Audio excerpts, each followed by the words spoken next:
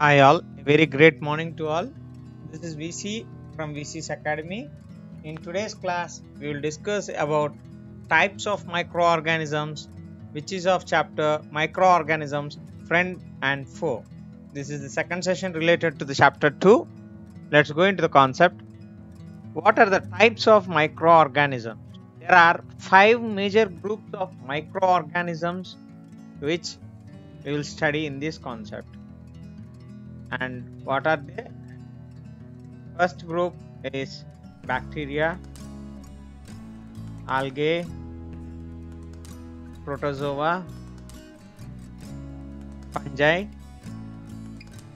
and viruses. There are 5 major groups of microorganisms, and these are bacteria, algae, protozoa, fungi or fungi, and viruses. Coming to bacteria. What are bacteria?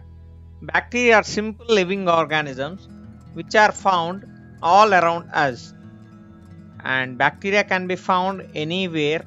They are mostly single cell tiny organisms, but they live together in colonies of millions.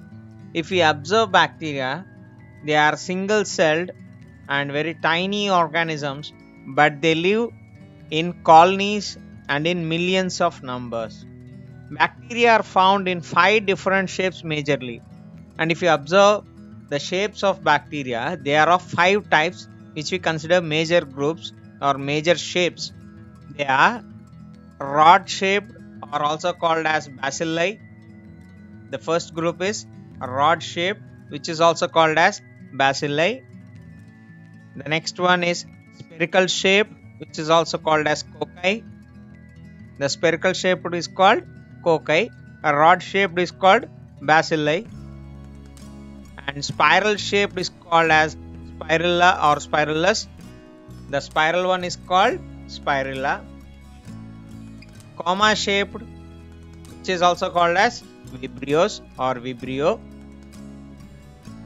Corkscrew shaped, which is called as spirochetes.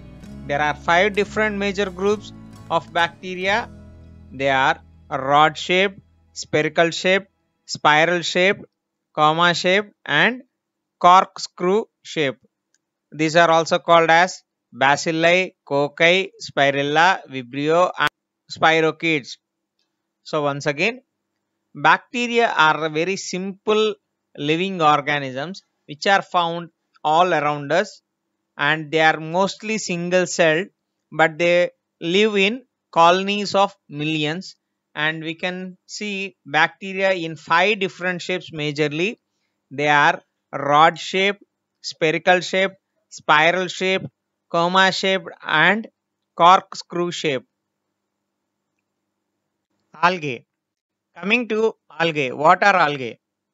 Algae are simple plant like organisms which are usually aquatic in nature. If we observe algae, they are plant like organisms and they usually live, or they are of nature of aquatic. They only live in water conditions. They contain a cell wall and chlorophyll, and this makes to make their own food by the process called photosynthesis. As algae consists of cell wall and they have chlorophyll, they are like appearance of plant like organisms, and due to the presence of chlorophyll, they can prepare their own food by the process called photosynthesis. Algae can be unicellular or multicellular. Algae can be either of single cell or with multi cells. And coming to some of the examples of algae are diatoms, chlamydomonas, and seaweed. Once again, algae are plant-like organisms which are usually aquatic in nature. They contain a cell wall and chlorophyll, and they can make their own food by the process of photosynthesis. Algae can be unicellular or multicellular. And coming to the examples of algae, diatoms, chlamydomonas, and seaweed are few examples of algae. Let's go through this. Coming to protozoa. What are protozoa? These are unicellular microscopic organisms similar to animals that can move about to capture food and are heterotrophic in nature. Protozoans are unicellular microscopic organisms and these are similar to animals that can move to capture food and these are heterotrophic in nature. So when we observe protozoa, these are unicellular in nature and they are heterotrophic. They will capture the food. They are mostly aquatic in nature. Protozoans are aquatic in nature. Amoeba, paramecium are few examples of protozoa. Let's go through the picture. This I try to give more number of protozoan examples. So coming to protozoa, protozoa are unicellular microscopic organisms which are similar to animals that can move about to capture food and these protozoans are heterotrophic in nature and mostly aquatic. Amoeba, paramecium are few examples of protozoa. Coming to fungi. What is fungi? The plant-like organisms that do not contain chlorophyll are called fungi.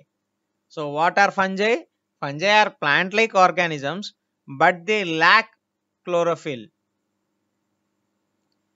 Fungi may be unicellular, for example yeast, or multicellular, which can be called as a bread mold, and are found in moist and warm places. They can be found in both moist and warm places. They can be unicellular or multicellular. Example for unicellular is yeast and example for multicellular is bread mold. Fungi can be heterotrophic in nature or saprophytic or parasitic when it is regarded with the nutrition mode. Fungi can be heterotrophic, saprophytic or parasitic in nature when it is regarded with nutrition. Coming to the examples of fungi, yeast, rhizopus, mushrooms and puffballs are few examples of fungi.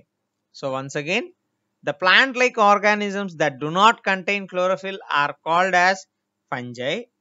Fungi may be unicellular or multicellular and these are found in warm and moist places. Fungi can be heterotrophic, saprophytic or parasitic in nutrition. And coming to the examples of fungi, yeast, rhizopus, mushrooms and puffballs are few examples of fungi.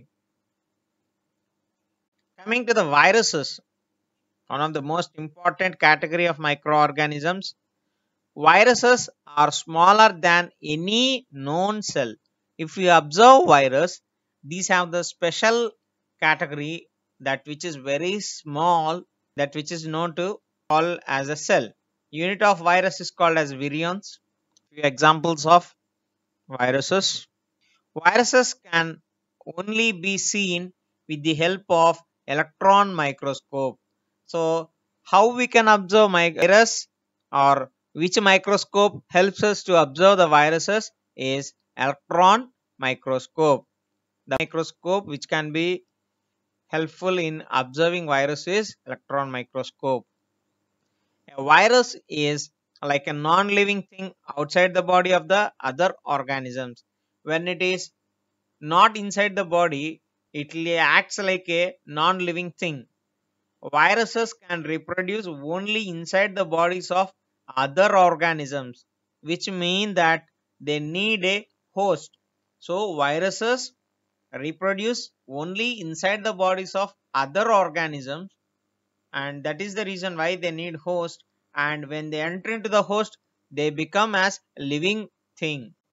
Therefore, we can consider virus as a borderline between a living and a non-living thing. Once again, viruses are smaller than any known cell as of date. Viruses can be seen with the help of electron microscope and a virus is like a non-living thing when it is outside the body of an organism, or when it is outside of, when it is not entering into the other organism, and it will reproduce when it is inside the other organism. And that is the reason why it requires host, and it causes severe damage. And we can call virus as a borderline between living and non-living thing. That's all for today's class. Hope you all understood the concept of types of microorganisms. If you are not subscribed to my channel, please subscribe. Thank you.